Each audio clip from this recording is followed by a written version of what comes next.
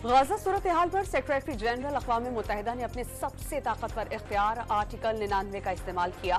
Antonio Guterres का सलामती council से गजा में इंसानी तबाही को रोकने के लिए दबाव डालने का मुतालबा, इंसानी बुनियादों पर जंग बंदी का ऐलान करने की अपील।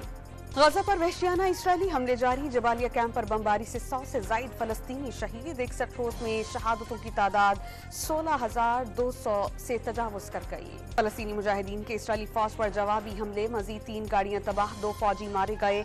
7 अक्टूबर से हलाक फौजियों की तादाद 410 हो गई। बीर शेबा में रॉकेट गिर जाने से गाड़ियों को नुकसान।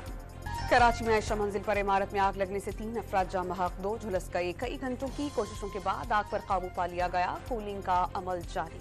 डेरा इस्माइल खान की तहसील कराची में सिक्योरिटी फोर्सेस का ऑपरेशन, फायरिंग के तबादले में दहशतगर्द हबीबुर रहमान हलाक। निगरान वजीर आजम को IMF कर्ज की दूसरी किस्त का मामला जल्द हल होने की उम्मीद।